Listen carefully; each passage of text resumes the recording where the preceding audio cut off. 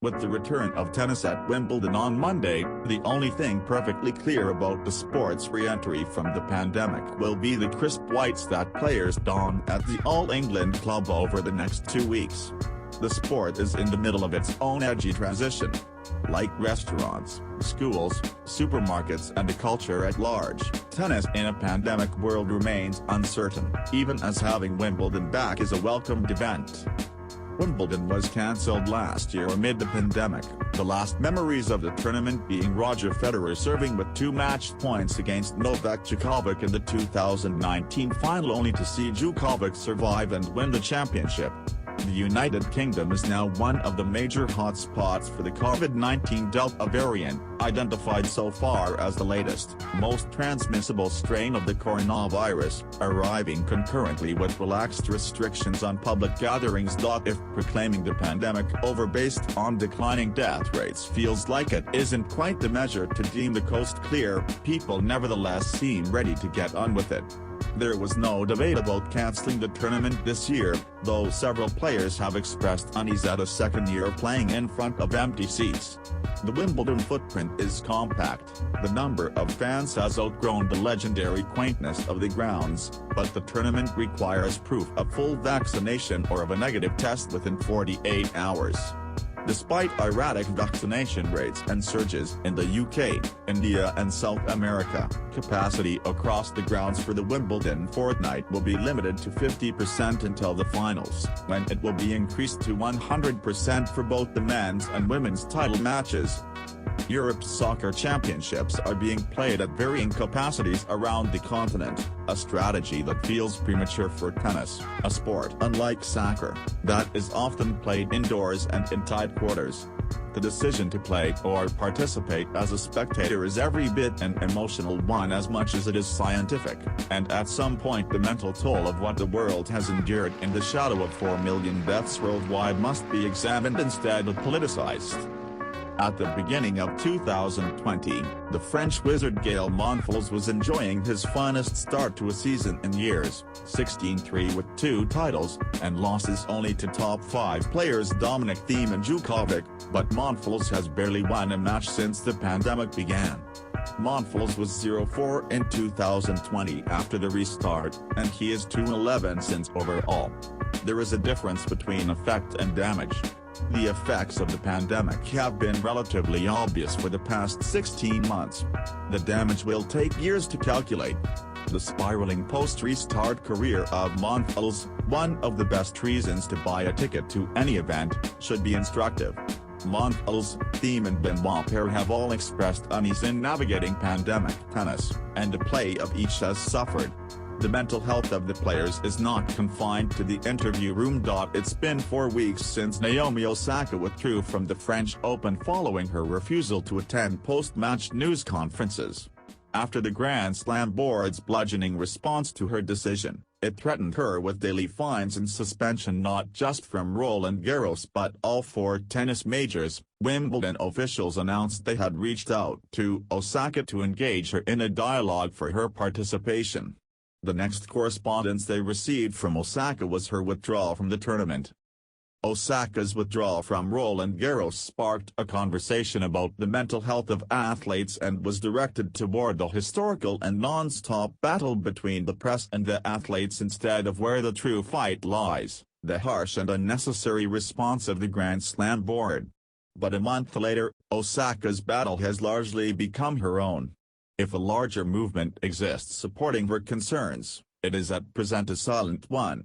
Virtually no players have suggested the necessity for the type of reforms she seemed to be advocating, and now she has missed the past 2 major tournaments, a blow to the events, to her as a championship player, to the marquee draw and to the fans who come to see her play. A tournament with Osaka playing is a better one. She is the reigning champion of the upcoming US Open, the event at which she became part of the athlete movement against police brutality.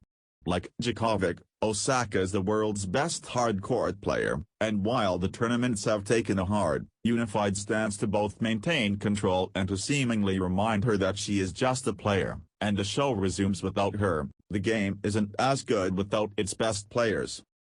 The public, at least its rabid social media component, viewed the Osaka affair as a media versus player courtroom struggle when in actuality the battle remains a labor struggle. The players are the game. And what will the players do with the game? Osaka's emergence as a figure in the social justice movement and the 2020 pandemic shutdown were the dominant events of the tennis calendar, but the Djokovic and Vasquez PCO-led Professional Tennis Players Association (PTPA) continues to shape itself as an upstart rival challenge to both the ATP and WTA as an alternate, and potentially unisex, players' union. In a potentially important development, Djokovic said he has been speaking with Serena Williams about the PTPA. A tennis union for men and women, a combined advocacy body, would be unprecedented. The PTPA at present, however, is more attractive as an idea than a reality. Competition is always good, it forces institutions to be better. But for an opening act, the PTPA is acting more like an additional problem than part of the solution. He is the undisputed best tennis player in the world, but, as of yet, Djokovic has not gained the requisite trust and numbers to be seen as a true leader, even as he publicly advocates for the lower-ranked players for whom playing tennis is often financially prohibitive. A week ago, the PTPA announced an executive director and an advisory board. One of those members, Katerina Pijlovic, already has apologized for past derogatory tweets about some high-profile players. Pijlovic referred to several tweets from a long time ago, but it was just 9 months ago, in a now-deleted tweet in September 2020, when she called Osaka all fake, hardly ancient history, and hardly the opening act of a body trying to convince players it can be trusted. The ATP fired back at the PTPA announcement, reiterating that it is the sole voice of the male players and player partner with the business of tennis, especially as the game moves toward a crucial vote on a 30-year strategic plan that would define the future of the sport. Djokovic, eager to delay the vote, fired back on social media. The ATP returned fire. The other two giants of the sport, Rafael Nadal and Federer, appear to be firmly supportive of the ATP. Reentry to grass tennis will share the attention with the players tearing themselves apart. The upper leadership of the ATP has been fraying for years, and its history would not make women particularly comfortable with any collaboration with the men. It was at Wimbledon in 2013, when the men did their very best to tell women they were not worthy of sharing a tournament with them because men settled their differences in best-of-5 matches at majors while the women play best-of-3. The insinuation was women did not deserve equal pay because they spent demonstrably less time on court. Gilles Simon, the French player who at the time headed the ATP Player Council, took the weight as the bad guy chauvinist, but Simon in his position was not speaking for himself but all male players, and during that Wimbledon, won by equal rights champion Andy Murray, men's players did not criticize Simon's position. The ATP is treating the PTPA as a threat, not a collaborator, but a new union that included women under one umbrella would certainly command the attention of the sport and undermine, at least in theory, the muted but constant misogyny the men have displayed toward the women's game for years. The power of the biggest tournaments is the opportunity to see the best tennis, the most tennis, Williams on one court, Djokovic on another, and Nadal, Federer and Osaka on others. Several years ago, talk had increased of the men further separating themselves from joint events, but if the PTPA wants to be truly revolutionary, there has to be some stake behind its sizzle. The top women players have not expressed much support for it or even acknowledged the PTPA to be seriously canvassing them for support, which is essential. Even much of the words of intrigue and support from Serena Williams' camp haven't come directly from her, but from her husband, Alexis Ohanian. While it is unlikely Ohanian would advocate for the PTPA without some buy-in from Serena, the best way to show women are empowered in this new venture is to hear from them directly. As a concept, a unisex union of tennis players would be a powerful step. If it wants to be seen as legitimate and not simply disrupting for the sake of disruption, the PTPA has a lot to prove. The reigning champion Los Angeles Lakers faded meekly from the NBA playoffs, but not before LeBron James blamed his unsuccessful title defense on league-wide injuries during a compressed season, a season that was negotiated by the players beforehand. As Wimbledon begins, Simona Halep, the reigning champion from 2019, two-time champion Petra Kvitova and world number 1 Ashley Barty are all battling injuries, opening the sport up to the criticism that, NBA-style, pushing the French Open back a week has compressed recovery time and not given players enough transition time to the quick and slippery grass surface. Two of the top 5 men, Nadal and Thiem, have already withdrawn from the tournament. Halep did so Friday. What Wimbledon will be able to count on, and what will save it from whatever fragments COVID-19, labor or injury present, is what always saves sports in the end, and that is the competition. There is the Serena quest for 24. Wimbledon is her best surface. She reached the final in 2019, losing badly to Halep, but if there is a great pathway for her to win a record-tying 24th Grand Slam singles title, it is on the grass. Williams already owns the record for most Grand Slam titles in the Open era, and 24 would tie her with Margaret Court, and that, more importantly, would leave no one above her. Kvitova, Garbiñe Muguruza, Venus Williams and Angelique Kerber are all former Wimbledon champions in the draw.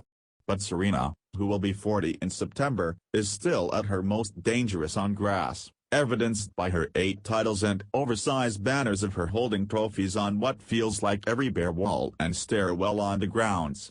Perhaps the road to 24 ends here at Church Road SW195AE in London. Wimbledon's address literally has her initials.